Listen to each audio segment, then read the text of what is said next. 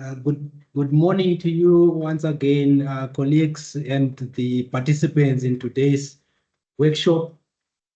I would like to first, by just show of virtual hand, that you can hear me well and you can see the video that is being shared with you. Just confirm by show of virtual hand. Okay, no, I've received a signal that you can hear me well and you can see the video that we have shared with you. I would like to welcome you to today's workshop on assessing your research growth as a postdoc, tools for reflection and accountability. I'm Dr. Gabriel Monyera from the Postgraduate School Research Capacity Development Unit, and I'll be your moderator for today. So why are we looking at such a topic that is going to be presented today? I think assessing research growth as a postdoctoral research fellow, it's something that is crucial for career development, for scholarly impact, and for long-term academic success. So I think this workshop it will provide us, as postdocs with tools for structured reflection and accountability, helping you as postdocs to evaluate your progress, identify strengths and gaps, and set strategic goals. Before we proceed, I would want to remind you that this session is being recorded. And I see a hand from Aneli. Aneli, let me allow your mic. Let me allow your mic, Aneli. Sorry, Dr. Gabriel, I think that was an old hand the time you said they should indicate if they can hear you. All right. Thank you, boss. Thank you. Okay. All right. So let me. I was reminding you that this session is being recorded, and also I want to start off by thanking all the participants, for taking the time to join us. But most importantly, I would want to thank the facilitator for today for all the effort in preparing for and facilitating this session. But before we introduce our facilitator for today, I would like to go over some important housekeeping rules. First, if you have any questions during the presentation, you must feel free to raise your hand if you'd like to speak, your virtual hand, or type your question in the chat box, and then I will bring it to the attention of the presenter to address it. But also, this is based on the preference of the presenter. I think the presenter will let us know, at the beginning of the session, his preference as to whether questions must be asked within the presentation or at the end of the presentation during the question and discussion segment. Also, the session, as I said, is being recorded, and the slides will be requested from the presenter. Both the recording and the slides will be uploaded to our Moodle communities by the end of the week. So usually, I think in 3 to 4 working days, they have wrapped up that whole process. And again, a feedback survey will be sent during the session on the chat section. We would like to request that you fill in this out for us so that we can gain some insights into the preparation of future workshops, highlighting areas of improvement, as well as just for us to be able to provide some kind words to the facilitator for all their effort in preparing and agreeing to facilitate this session. So this will also be used by the facilitators and for us as the RCD for reporting purpose. And by filling out the survey, this also ensures that you receive a certificate of attendance. Okay, so now allow me to introduce our facilitator for this session, Dr. A.M. Pillay. I will read the bio of Dr. A.M. Pillay in your hearing. Dr. Pillay is a graduate of UNISA, WITS, UCT, UJ, and VUT. He has published a number of journal articles and book chapters over the years and completed his MA and PhD under the supervision of Prof. C. Landsberg. Dr. Pillay is a research associate with LANSCAL languages, meaning languages, cultural studies, and applied linguistics, which is based at the University of Johannesburg. He recently submitted a dissertation for a master's in education that explores the nature of, pardon my Afrikaans, if it's Afrikaans, a nature of higher education, a framework deployed to examine the decolonization of the university. In 2025, he published a book containing a collection of essays on international relations and foreign policy issues. So I think you can see from his bio that Dr. Pillay really did possess a wealth of knowledge, and we are really happy and delighted to have him today as our facilitator for this session. It is now my pleasure to hand over to Dr. Pillay, who will be leading us throughout the session. We appreciate your time and expertise, Dr. Pillay, and we look forward to your valuable insights. Over to you, Dr. Pillay. You can now share with us your slides and take over from now henceforth. Thank you. Thank you, Doctor, for such a kind introduction. And thank you, everyone, for joining us today. I'd like to ask, am I audible? And if you can hear me and see me clearly. Yes, we can hear and see you clearly. I think also the participants, you can just indicate 1 or 2 or 3, indicate that you can see him and you can also hear him clearly. Thank you. Okay, I got that. Thank you, guys. Okay, I'm just going to begin my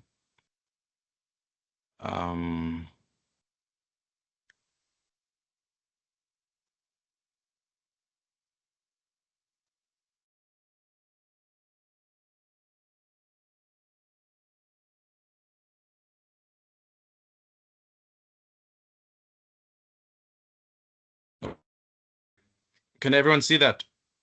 The slide? Yes, Dr. Pillay, we can see the slides, but they are not yet on presenter mode. Okay. Thank you. Now we can see them in presenter mode. I think also the participants, you can just indicate if you can see the slides in presenter mode. All right. Thank you for the indication. Yes, Dr. Pillay, okay. You can go on. All right. Thank you again for joining us, and thank you for the nice introduction. So today's topic is assessing your research growth as a postdoc, tools for reflection and accountability workshop. Okay, so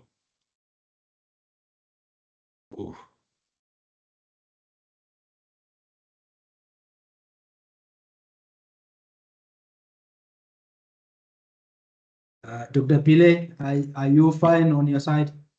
Yes, I'm fine. Okay. We've already done this. We've done this introduction already, so there's no need to go through it again. But you know, as a student of foreign policy and international relations, you know, we like to think of ourselves as ambassadors. So we have to present our credentials to our respected members.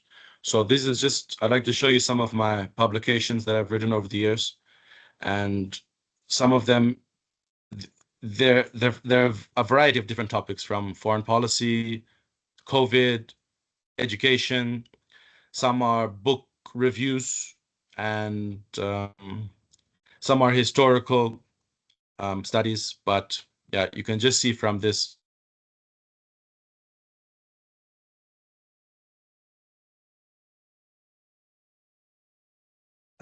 Dr. Pillay, it seems as if we are losing you a bit. From my own perspective, okay, we've got basically 5 lessons in terms of research progression. Learning from your seniors, number 1. Lesson 2, publishing journal articles and book chapters. 3, publishing your own book. 4, getting rid of distractions. And 5, writing what you like. 4 is very important, getting rid of distractions. And, you know, as academics, even as postdocs, it's a lot of work. We're always being pressured to write, to read, to publish, to look for jobs, to look for more opportunities. It's very important that you learn from an early stage to get rid of all the distractions, the things that are distracting you. And regarding lesson 5, writing what you like, I feel that's very important, especially in terms of academic freedom, just being able to write what you really want to write about. Okay, just to begin, we're going to have a brainstorming session. Not a brainstorming, more of an icebreaker. So I've got 3 images here. And I want you to just choose one and analyze it and respond. I'll give you maybe 5 minutes, or let's say 4 to 5 minutes. Maybe 5 is too much. 4 is okay. Just pick an image and then write it down. Write something down on your computer, maybe a paragraph of what this image means to you. You can choose any one. So we can start now. You can start. I'll give you 4 minutes. Just choose an image and write about a paragraph, and then we'll choose maybe 3 or 4 people to share. Thank you.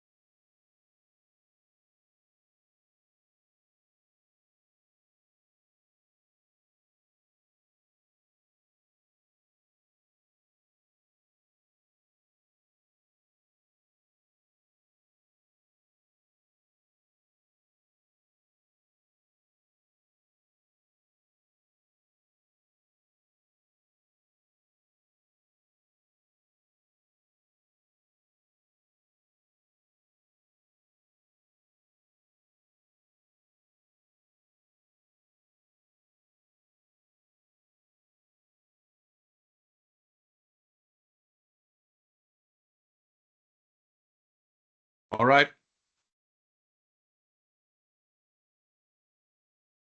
Okay. Whoever chose the first image, if you would like to share, can we hear from you, please?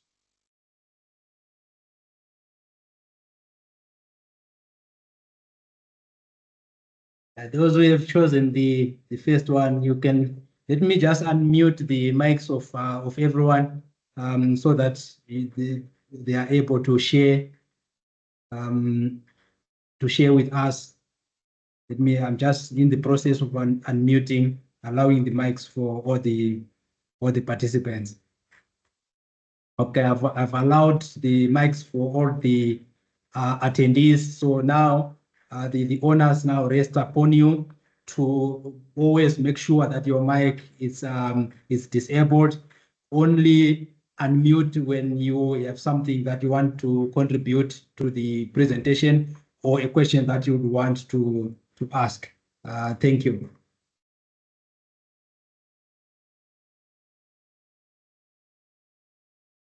Anyone who chose the first picture and would like to share on the first image, I will share on the second one. That's the one that I chose. Okay.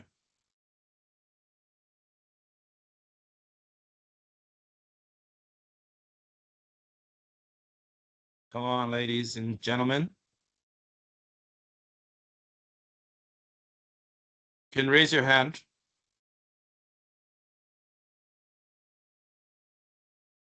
You can raise your hand or you can just unmute yourself and talk. I've allowed the mics for the participants. Are we still together? Are the participants still with us? Just show by virtual hand. Yes. All right, thank you.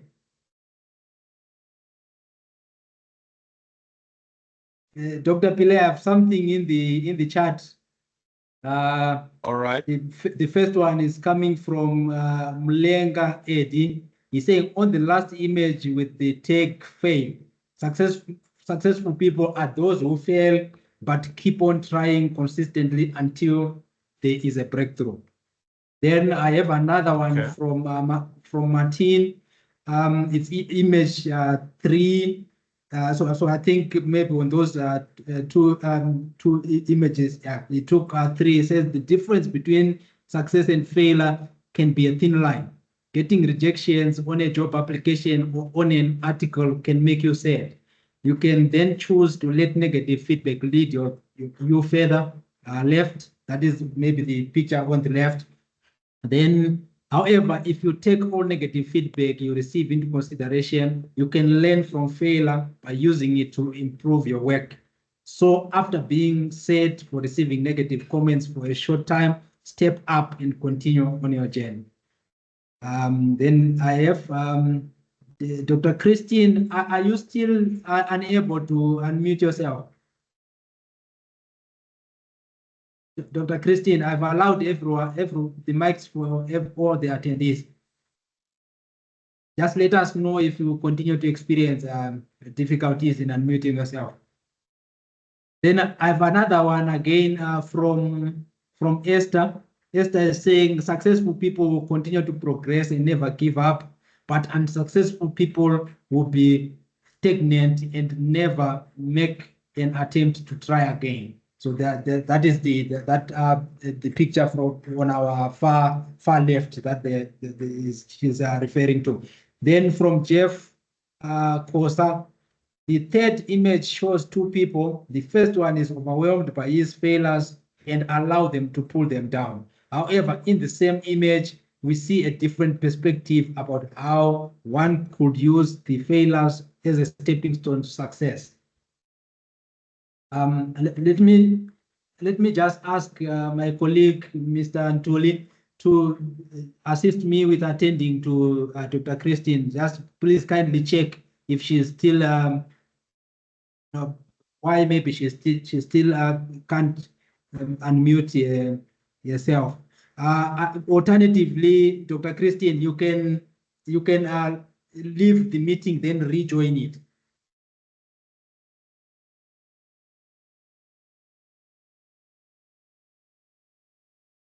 All right, thank you, Mr. Ntuli.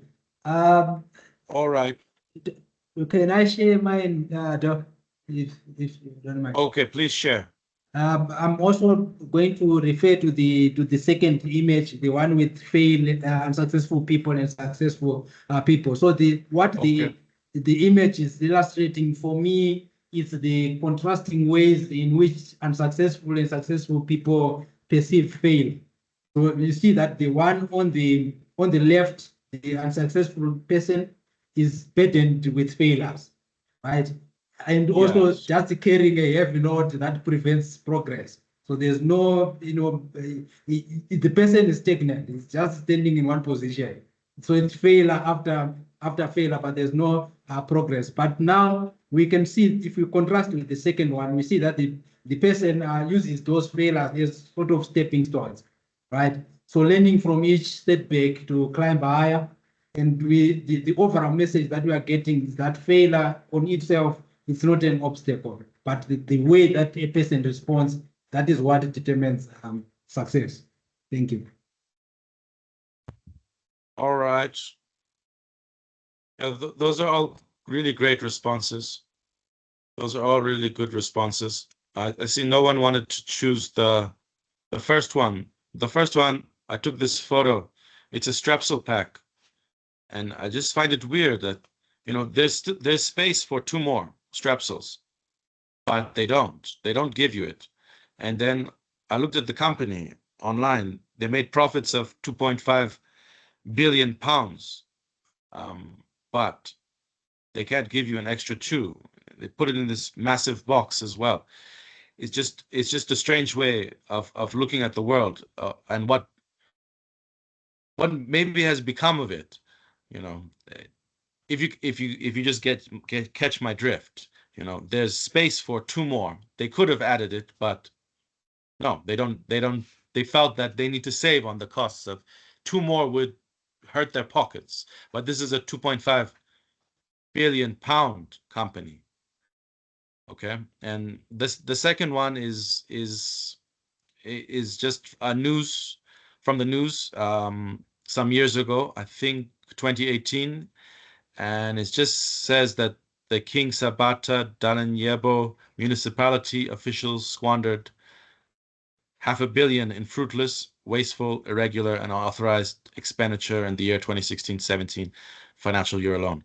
But if you go back maybe 10 years prior to that, and then you go 10 years forward to that, you might find that that figure is a yearly figure. So it's just some fruit for thought, just to think about it.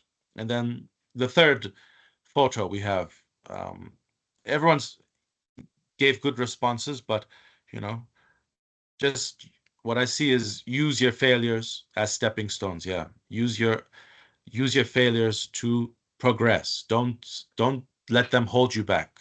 Use them. What you've learned and your lessons, just keep using them. Okay. We're going to move to the next slide. We've got another 2 images here. I will just go through them, but you can read through them. The first one is the US can invade any country in the world within hours. The Flint water crisis is in its 2nd year. Where is the convoy delivering enough drinkable water to Flint for every resident for the next year? Where is the mobilization of the Army Corps of Engineers to reconstruct Flint's water system? All of those resources of the world are available when it comes to destroying people abroad. But apparently, stopping the poisoning of an American city takes time. Just some fruit for thought. Okay, and then our next slide or next image is from a book on creative problem solving. You know, sometimes we've got problems and you need creativity to unlock it. And I like this the first 2.22, which says determining the preferred solution. It's quite profound in terms of creativity. Having to, you know, the creative problem solving process, find your own solution, develop your own solution, and it can help you overcome whatever issue you've got. Okay, moving on. We're now to our accountability and reflections. Where do I publish? You know, this is a serious question. Where do I publish? You know, some journals we know can take 2-3 years to publish the work. That's taking too long. That might, we know we have to publish as a postdoc twice a year, and someone is taking maybe 3 years to publish your work. Where do we publish? Oh, the last one. No, don't read the last one. That's wrong. But journal impact, you know, questionable. Journal impact. No, this is not my slide. Okay. We'll come.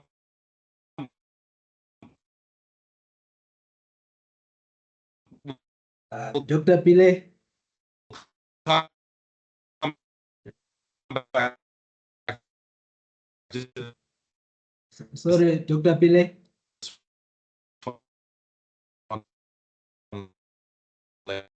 Later.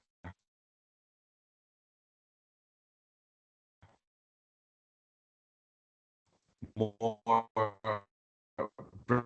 brainstorming,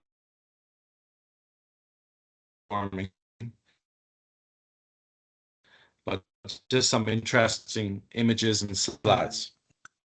Sorry to interrupt, Dr. Pillay. Can you hear me?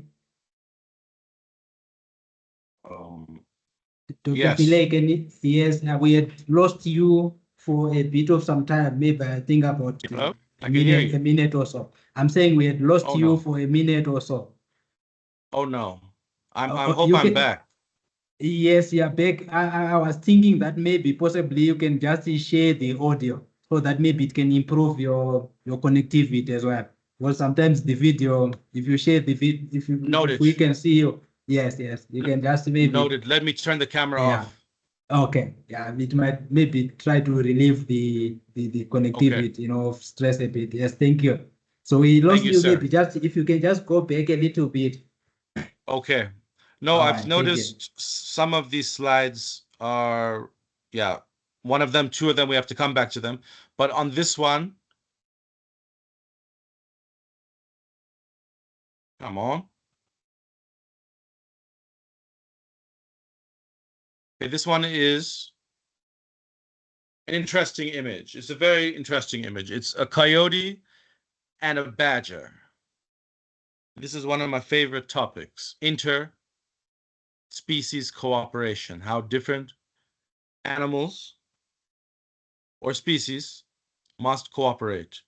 And, we have to consider that in our career, in our life, in our academia, in our work, especially in our environments, high stress environments. Academia is a very high stressful environment.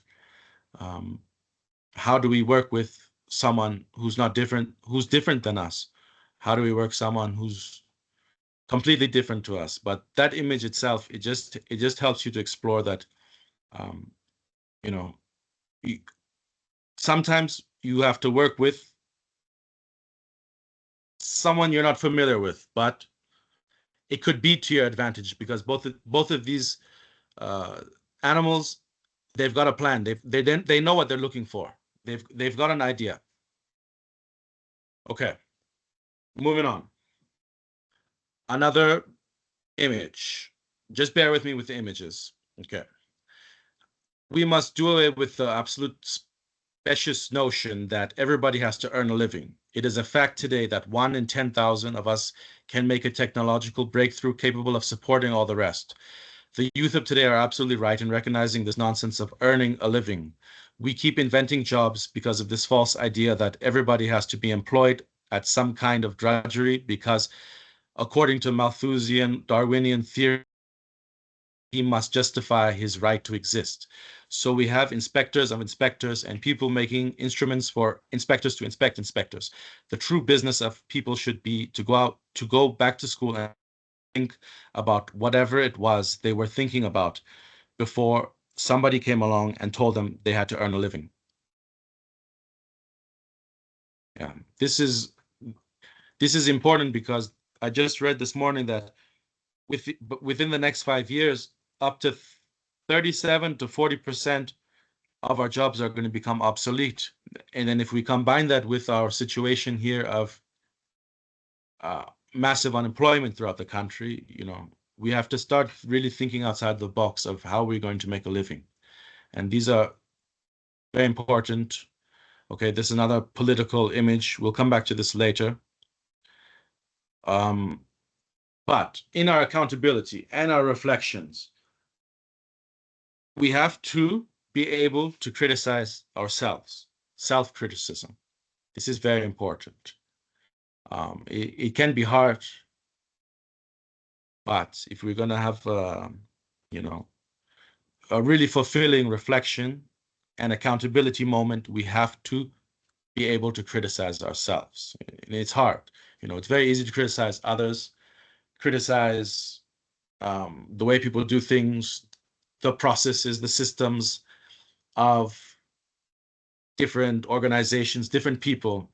But when it comes to criticizing ourselves, it's very difficult. So I chose this image because it's criticizing of me. I make firewood. We cut down a lot of trees, not by force. We sometimes we try to cut to use as much wood that is on the ground that's maybe fell over by lightning or removed from a construction area, but I keep this image and it makes sense to me. It says sometimes I think the surest sign that intelligent life exists elsewhere in the universe is that none of it has tried to contact us. And it says a lot, but it criticizes me because I claim to be intelligent, but some of the things I indulge in or engage in are, as the image shows, very unintelligent. Okay. Moving on. Discipline is doing what needs to be done, even if you don't want to do it. Okay. But the point is, just remember to rest. Always remember to rest. Rest is our greatest tool, is our greatest medicine.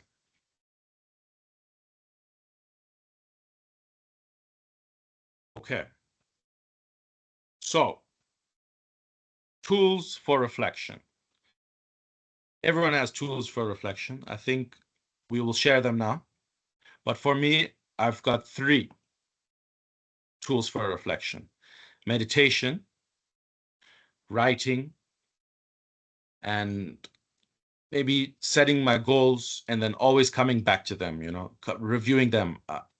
And where I would like to do that is on my WhatsApp. I use WhatsApp a lot, and you can message yourself. So you can actually keep that as a nice diary, WhatsApp, just to message yourself all the time. What's my goals? What I have to do for the day? I know a lot of people. Some people like to have a notepad, a pen carried around with them, but with the pen, with the phone, it's always accessible. You can just type it in there, diarize there, set your goals there for the day. It's a nice way to see your goals, and then in the evening you can reflect on, okay, I haven't done this, I haven't done that. Okay. Meditation. We all know about meditation. Meditation is very difficult. It's not as easy as it sounds. It's very, very difficult. Just to maybe try it, if you haven't done it before, just try it as a way to sit down, close your eyes, and just, you guys are all doctors here, professors here, academics. Your brains are functioning at 150%. I know that 170% all the time. You're always thinking, what's my next thing? What's my next thought? Just sit down and try and meditate and close your eyes, focus on the breathing, and you'll see how difficult it is to meditate. It's not as easy as it seems, but with practice, every week, every day, you do 5 minutes, 2 minutes, 2 minutes, 2 minutes, 5 minutes. It will slow down that thought process. Okay. And another one is writing as a tool of reflection. Journaling. People like to journal, a diary. I don't like to diary or write my feelings down into a notepad. I just prefer to maybe write my papers.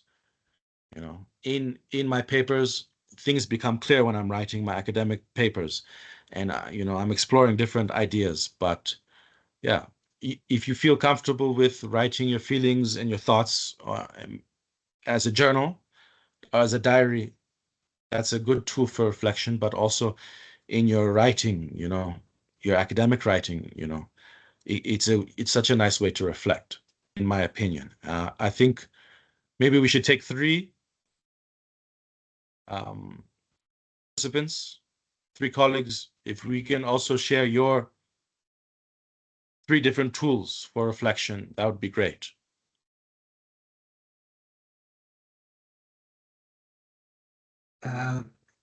Participants, your mics all allowed. You can unmute yourself and share your experience.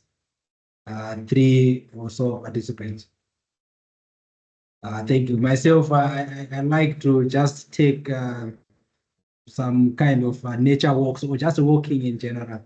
So I can walk, just can be going to the shops or just, a walkable distance, and I come back. So I take that time whilst I'm walking. I'm also just reflecting and pondering upon certain things, and it could be life in general, it could be ideas for research, and so forth. Thank you. Right.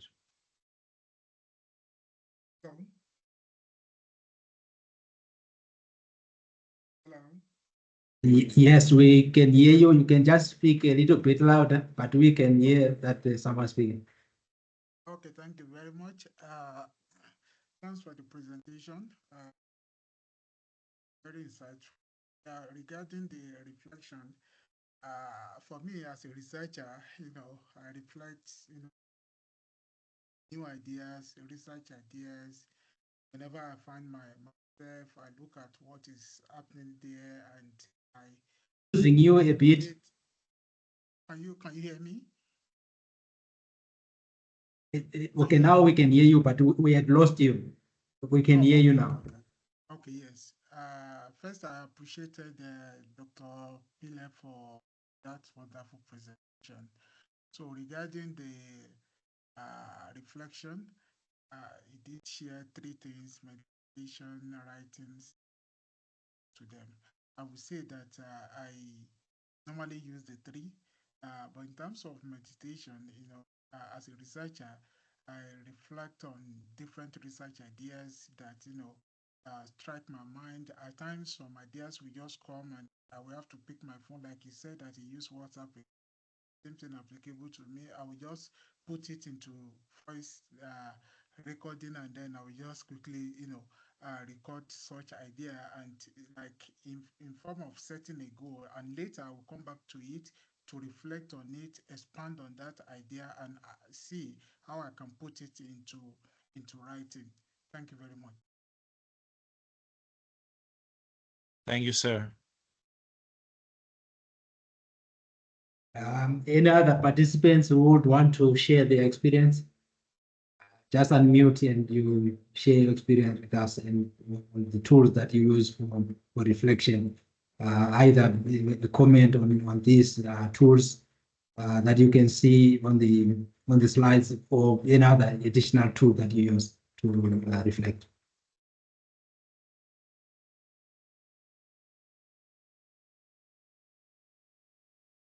All right. If there's none, let's move on. Sorry, Dr. Pile, there's just some on the chat.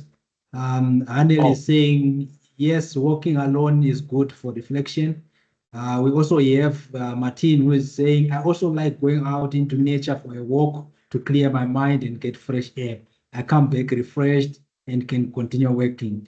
Okay, then there's one from Asiama.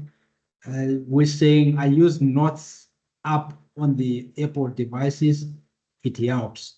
Or use reminders, which does the same thing. Then Temple, Jonathan is saying self-talk, asking yourself questions. I can also relate to that one as well. Okay. Mr. Tembo, Dr. Tembo is definitely a philosopher. I like that. Self-talk, asking yourself questions. I like that. Very nice. Okay. Moving on to accountability. These are, as the postdoc, you know how it is, you know how it is, guys. Your supervisor, he's very busy. He's extremely busy. He or she might not even know that you exist. I know how it is. It's a great, if I may call it a gig. It's a gig in a way. But how I show my accountability to them is I will email them, email my supervisors from time to time. Not too much. I don't want to, I never want to disturb them. I've had that before where, you're overburdening me, or you're sending me too many emails. Maybe once every 2 months, once in every 1.5 months, just send them a friendly email. Tell them what you're writing about, what projects you're doing. That's the best way to be accountable as a postdoc, because at the end of the day, there's hardly anybody, sometimes it feels like you don't even exist there in the system. It's just you're there. So just maybe email your supervisor, tell him what's happening. Even Luann, it's good to tell her, you know, what's happening with your writing.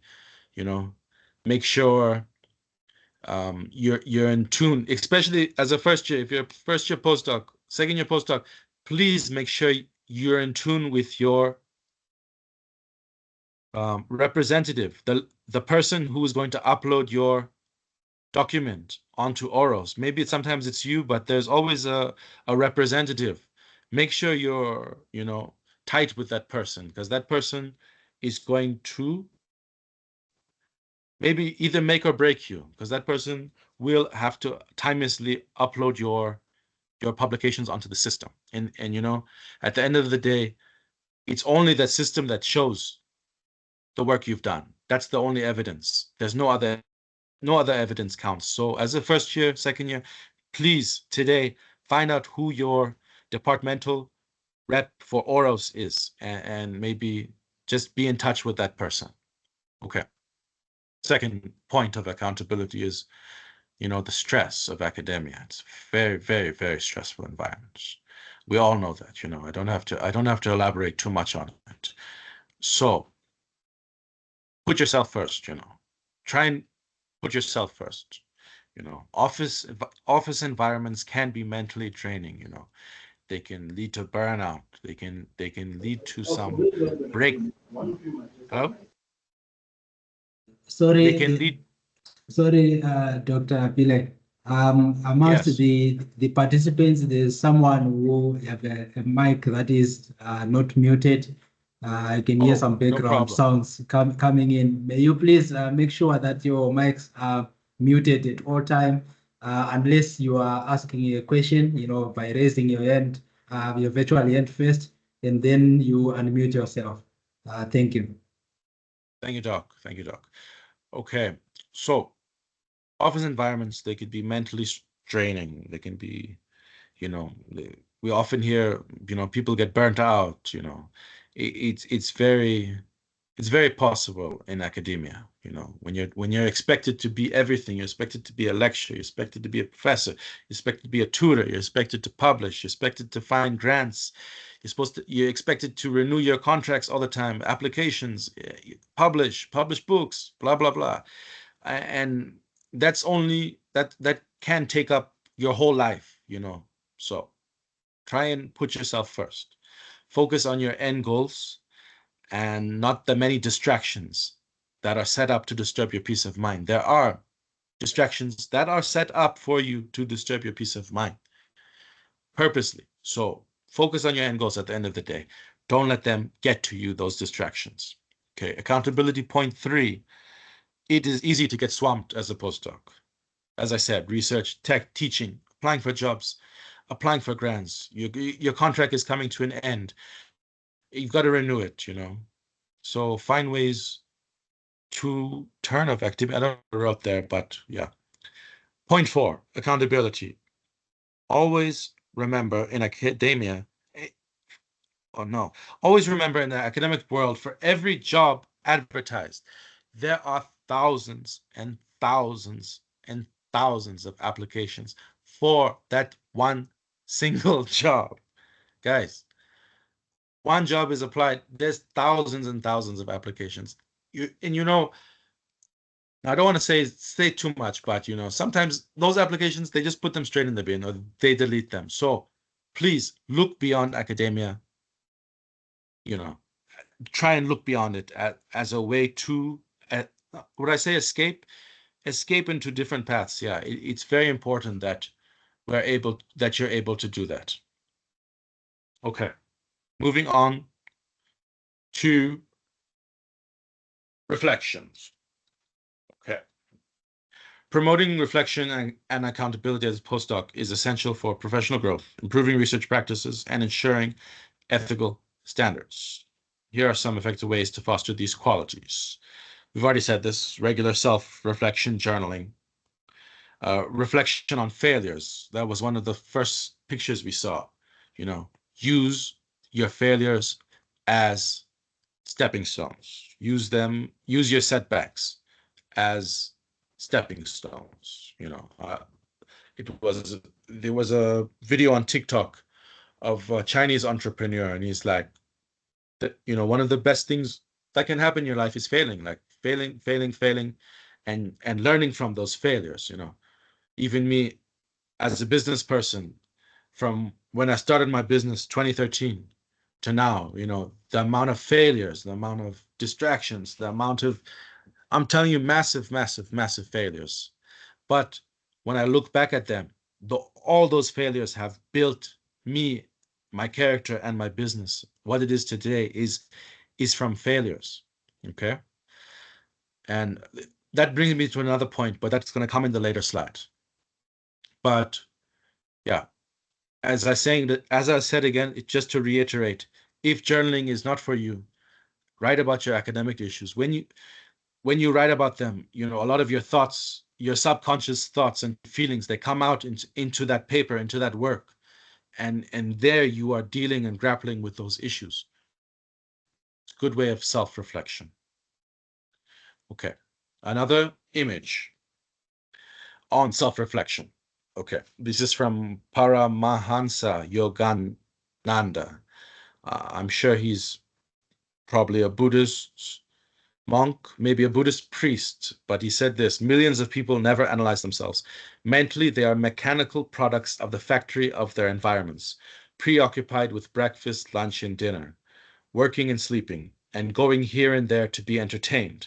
They don't know what or why they are seeking, nor why they never realize complete happiness and lasting satisfaction. By evading self-analysis, people go on being robots, conditioned by their environment.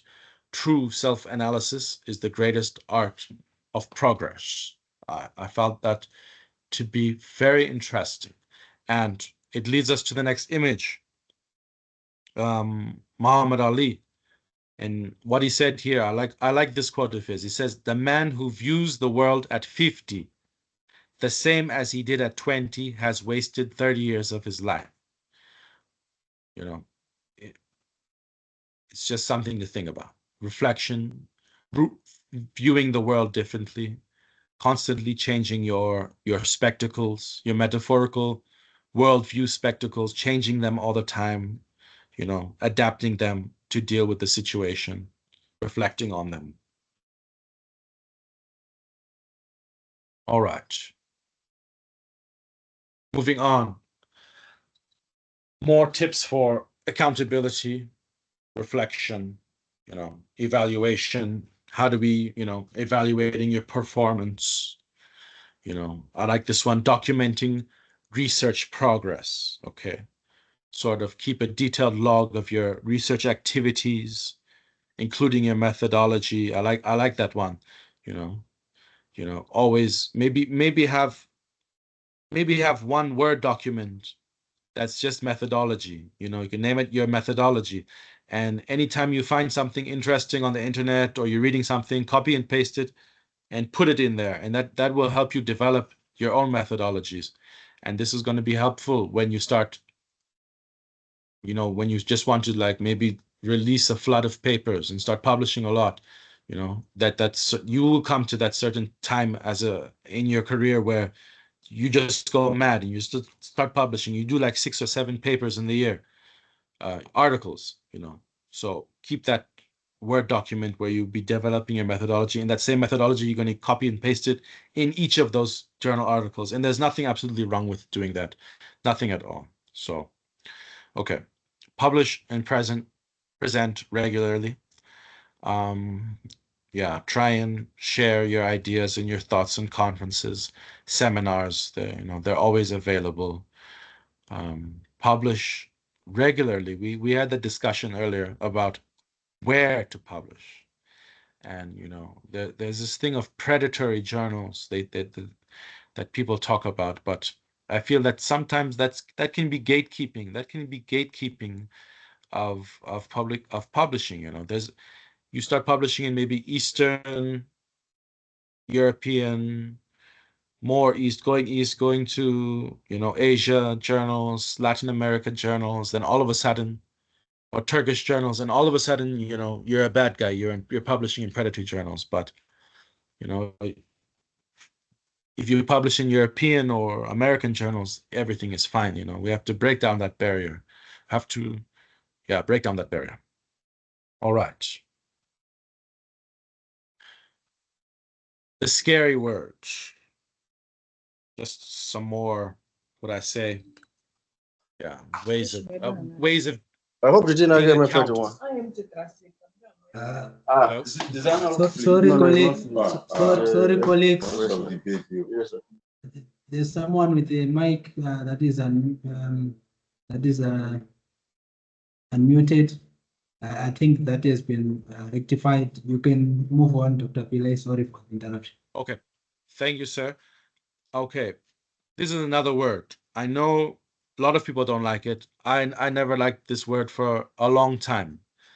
I've never liked it, but you know, I think it takes some time. Once you can see how it can help you, once you see how it helps you, then you will be more, what's the word, inclined towards it.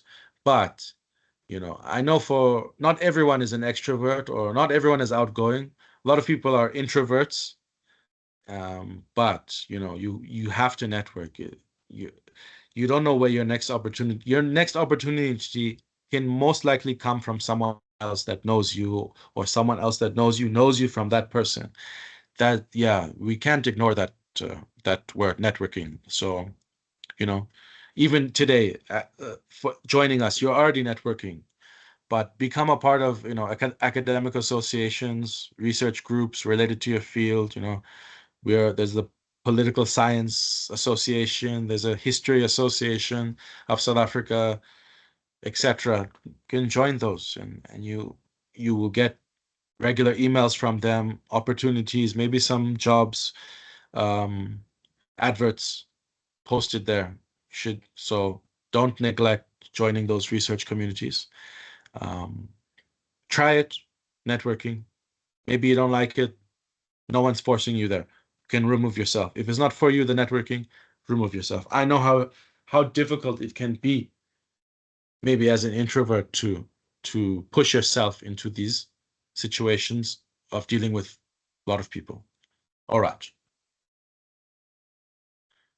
Okay.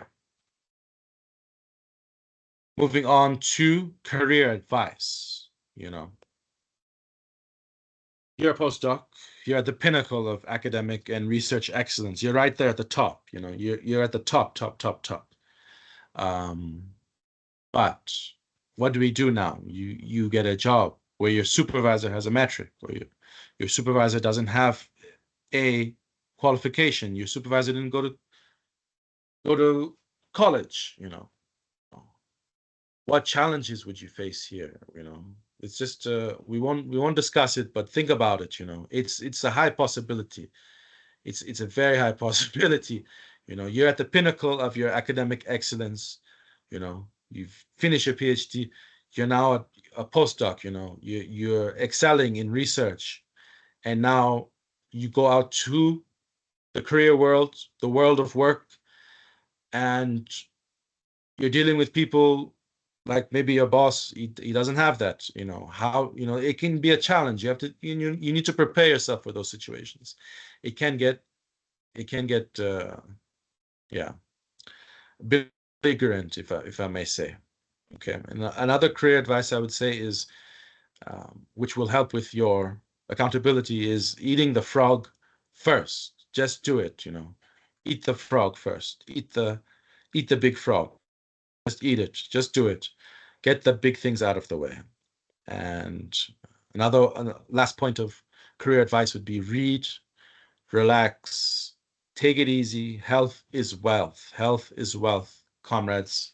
Health is wealth. Take it easy. You know, don't let academia stress you too much. I know how it is.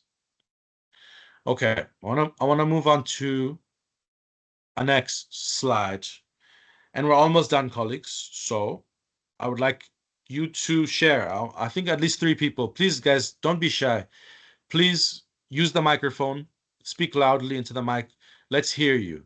I saw this question last night, and I said on Facebook, and the comments were very interesting. I was reading the comments, but I want to hear from you guys as well. what job used to be highly valued but is now a complete joke? So let's hear from you guys. Maybe 3 or 4 people, and let's hear. Thank you. All right, thank you, Dr. Pillay. Let me allow the mics again for all the participants. I had disallowed them because of the background noise that was coming in. So I'm in the process of allowing all the mics, so I've done so.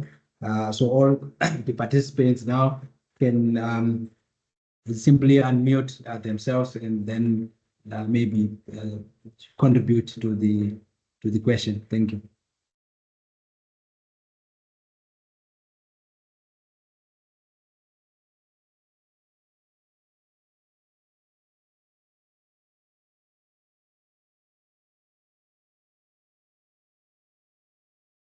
Anyone who would like to contribute to the question? Good afternoon. Yes, thank you. You can go on. Thank you. My name is Salami Olajumoke from Faculty of Education. Thank you very much for the presentation, the presenter, and the moderator. And good afternoon, fellow colleagues. The question is, what job used to be high valued, but is not a complete joke? Yeah, no, there are several jobs that once highly respected but have lost prestige over time due to technological advancement. And like the type of job is like travel agent. Then travel agents were essential for booking flights, hotel and vacation packages, and whereby they had exclusive assets to deal with complex itineraries. So we can see that online platforms like Google Flights and Airbnb have made booking travel easy for anyone and making traditional travel agents near obsolete. And another work is these newspaper reporters. That then being a journalist, especially for print media, was a prestigious career. But now we can see that the rise of social media, fake news, it has eroded trust in the profession, and many traditional newspapers have been shut down. Thank you. Thank you so much for the contribution. Participants, you can unmute yourself and answer the question, contribute to the discussion. Dr. Pillay, over to you. All right. Thank you for that, Dr. Salami. Yeah. I don't remember them from last night, but one person said a pilot, a pilot used to be a very respected profession, but now a lot of people just see it as maybe a truck driver or, or a train driver. It's almost equivalent to the same. Okay. But yeah, you just think about it. It's just something to think about, in the world of work. Okay. Moving on. We've just got a few slides left. Okay. I also find this image to be, it's true in a way, of life, and that's the window. And, if you're only obsessed with making money, you miss life. And then the second image, the second man is, he just read. He was only reading, and you can see his view of life is, what is it? Maybe hindered. It's a bit hindered. Then we got the third person. He's doing a combination of making money and reading books and making money, and he's got a much broader spectrum of the window. Probably the most ideal spectrum, the ideal position there. And then we've got the last person, he doesn't want to make money, doesn't want to do the books, his view of the world and the life can be very difficult. So just something to consider. All right. we're on our second last slide, and just 2 more images. This is a jaguar here. Jaguar catching, looks like a catfish. And it says, never be ashamed of your hustle. No one will feed you if you are broke. Be dirty to get your food instead of clean and hungry. Refuse to be a beggar. Wealth is a choice. Poverty is a choice. But yeah, I just like I like that image, you know. Think about it, you know. Don't be boxed in by you're a postdoc, you know, I can only do research, I can only do writing, I can only do teaching, I can only work in a university. Don't stop. We have to stop thinking about that. You have to think about how, you know, how to succeed outside of the university gates. The university is a very small place, and sometimes, you know, you leave the gate of the university and now you're in a whole different world, and we need to be able, especially as the postdoc, we need to be able to operate in that world. It's very easy just to be insulated by academia, higher education, you know. That's my only thing. It's just try, guys. I'm just urging you to try to think outside of the box. It's a good accountability and a good way to reflect, you know, on the future. And the second slide here we have is on what Chomsky calls this attitude, the Galilean move towards discarding recalcitrant phenomena. He claims that massive data dismissal was advocated by Galileo. Galileo dismissed a lot of data. He was willing to say, look, if the data refute the theory, the data are probably wrong. And the data that he threw out were not minor. He then proposes that it was accepted by other famous scientists, Copernicus, Newton, Einstein, Monod. I don't know how to pronounce it. I've never heard of that name before, but Monod.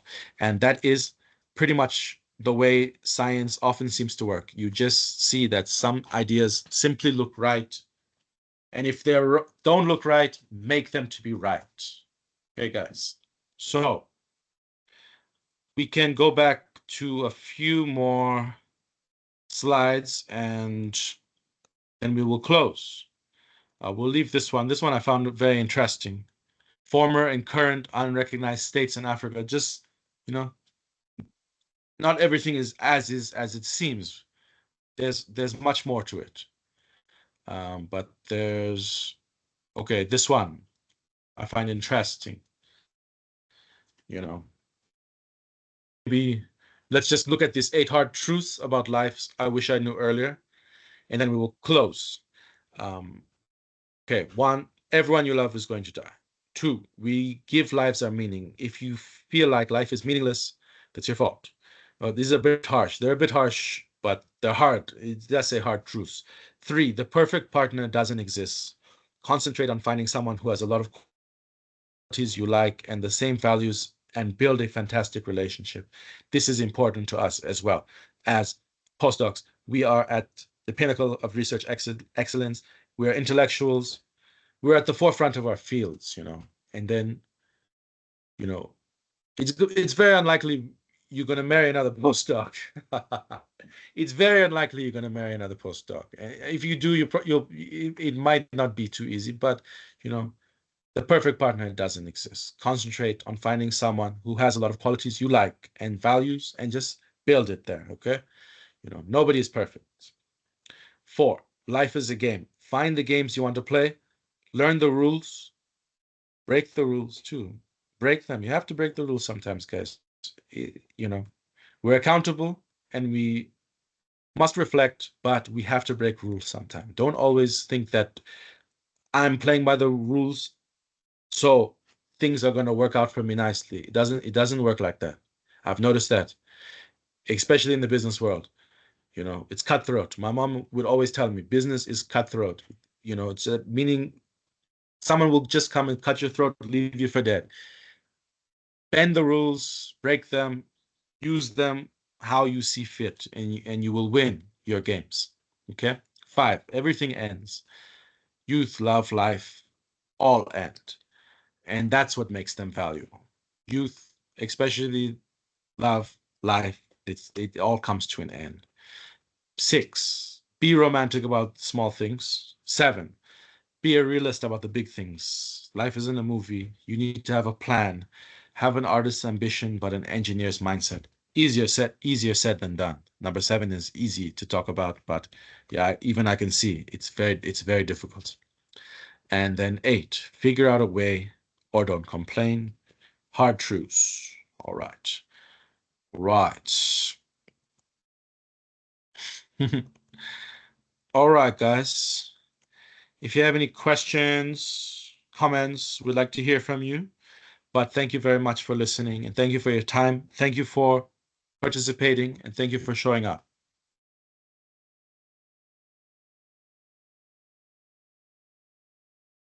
Thank you once again, Dr. Pillay, for a wonderful presentation. And I would like to express our appreciation as well to the participants who have been with us in today's workshop. I think the conversation that we had, it has equipped us with essentials, tools to reflect on our journey as postdoctoral research fellows, and also in assessing your growth and maintain accountability as you advance in your career.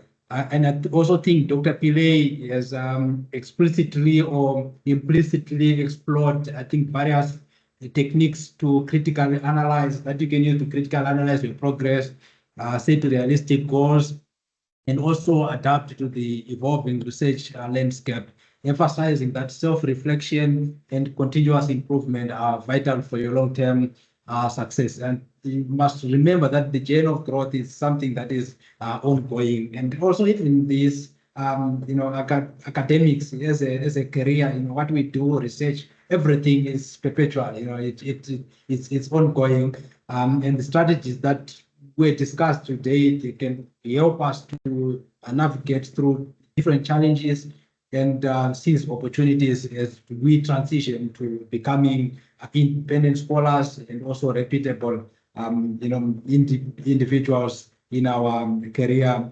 progressions. Thank you once again, Dr. Pillay. I would like to open the floor now for questions, contributions, and discussions. So I think your mics, I've allowed them. You raise your hand, you unmute yourself, then you talk. Also, alternatively, you can post your question on the chat box. Then I will read it out, for Dr. Pillay to address it. Thank you.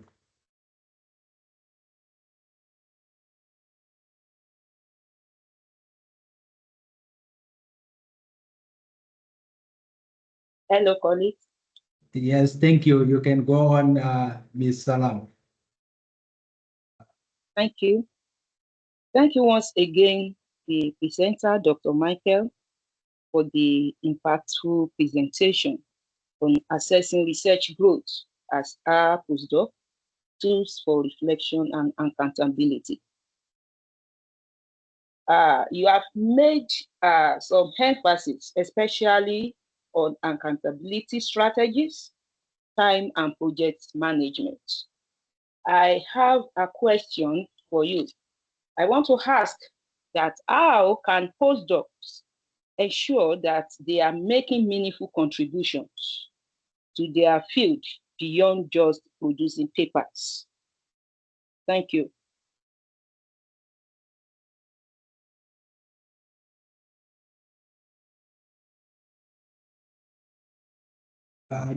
Over to you, Dr. Pillay. All right. Thank you, Dr. Salami, for that question. How can postdocs make sure they are make a contribution to their field besides writing? From the top of my mind, I can't, I probably need some time to think about it. I don't want to be generic in saying the usual things like, oh, go and network, go and do this, go and do that. But, how else can we make an impact in our fields? Because in terms of being a postdoc, it is only through writing, you know, maybe some brilliant stuff that is going to catch people's attention. You know, I think I wrote maybe one paper some years ago on democracy, how democracy is declining, and I think I got 2 job interviews just from that one paper. I never got the jobs at the end of the day, but you know, I still got the interviews, which I found to be, you know, it was the only time it happened that, you know, that someone saw my papers and then wanted to interview me for a job. But how can postdocs make sure that they are excelling outside of the field or through papers? To me, it seems like it's going to be only through the paper that will catch people's eye towards you. I think anyone else who can share that, please do. Thank you. Thank you, Dr. Pillay. Let me just maybe just to add to the conversation that you were having now. It's also important, like what you say, publications are important, but also the quality of what they are publishing as well. I think that also matters very much. I know that as postdocs, there's an obligation that you must publish and there's a target that you must meet that also sometimes lead to sort of just submitting anywhere, you know, because you want, as long as it's accredited, but doesn't mean that all journals that are accredited, you know, in terms of status, in terms of reputation, they are all like, you know, at the same level of reputation.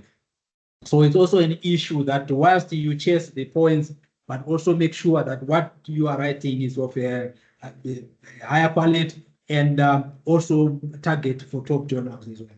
I thank you. You can unmute yourself and contribute whilst we are waiting for others to join the conversation. I would just want to go over, I think these are what is on the chat platform at the moment. We are having, I think most of them, this is just some positive feedback from Tembo. Dr. Tembo, thank you for an interesting session. This is, I think, Dr. Ayenwale. Thank you for a wonderful presentation. Dr. Kosa, thank you for the session. Aneli, thank you for the session. Sia Mayambo, Clarice, thank you so much for such informative presentation. Thank you, Dr. Clarice. From Dr. Uchena, this has been a very beautiful session. Please, can we get a copy of this presentation? Surely, we will upload these the resources, both the recording and the as well as the presentation slides to our Moodle platform. So after the session, I will request the facilitator to send us the presentation slides so that we can upload them on our respective Moodle communities. So there's also another one from Dr. Christine. Thank you for the informative session. Dr. Uchena, thank you. Very informative session. Thank you, Dr. Pillay. This is from Dr. Chipunza. Very good presentation from Izeji, Dr. Izeji. This was an impactful presentation. Thank you, Dr. Pillay, from Dr. Quinta. And we have Dr. Dumisani Kori. Interesting session. So there's no question yet in the chat box. For those who have questions, kindly unmute yourself and ask the question. And just Dr. Pillay, these are just some positive comments that are coming from the audience or from the participants in the session that you have just facilitated. Thank you. Okay, I'm unable to chat in the meeting, but thank you, colleagues, for the positive feedback. Thank you very much, and appreciate it. Thank you for your kind words and your positive feedback. But I think Mapungwana has something to say. Please go. Yes, I still had a question. Good afternoon.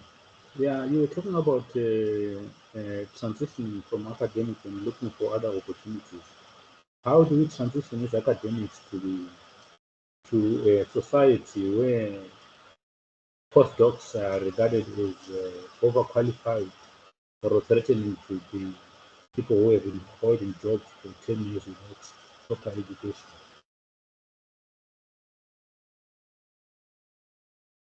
Thank you, Doctor. That's such a good question. How do we transition from that, you know, we are almost in our, in our 40s.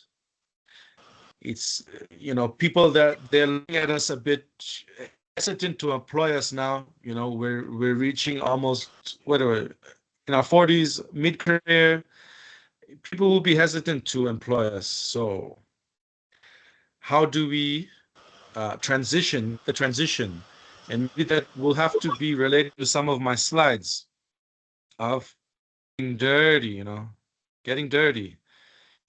Get your hands dirty.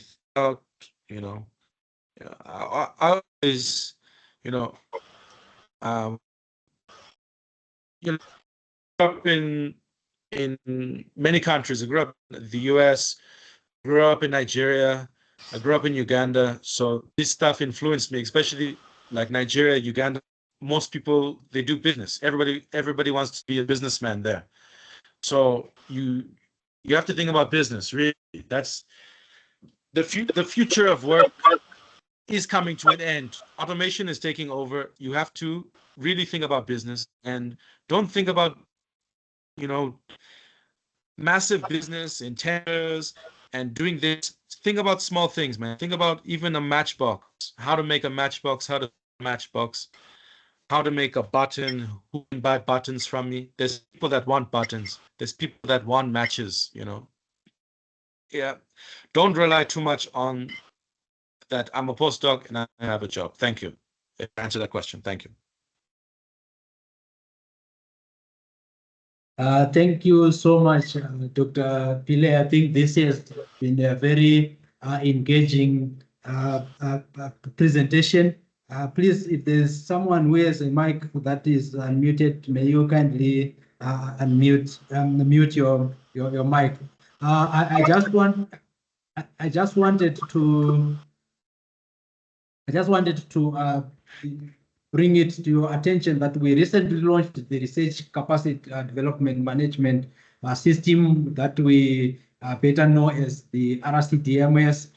So this system, it's here to streamline your research journey. And on RCDMS, you can register for workshops, research writing consultations, and stay updated on events and services all in one place. Hence, we have labeled it as a one-stop access for all our events and services. So you can register to utilize this system. It's accessed through the ULink under the services tab or by simply visiting our website at https://www.uj.ac.za/postgraduate school/state capacity development. I also want to remind you to complete the feedback form that, for all the participants to complete this form. I've reposted it in the chat box for your access.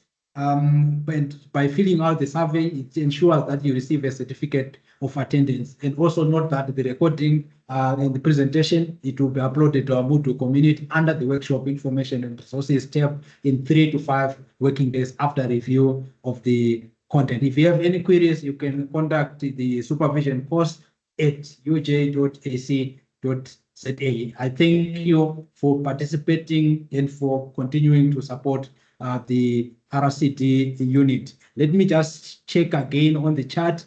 I just see there's one, let me see whether it's a comment or it's a question where it says sometimes it's not what you may think papers of quality which will catch people's attention. I have noticed that papers that I consider my worst are the ones which attract greatest attention. Thank you, Dr. Jonathan. I now want to ask from our facilitator, Dr. Pillay, if it is fine for us to conclude the session, if he's still with us here. Dr. Pillay, are you still here with us? Yes, I'm still here, Doctor. Thank you for your time. Okay. Thank you for organizing everything. Thank you. All right. So I think with your permission, allow me to conclude this session.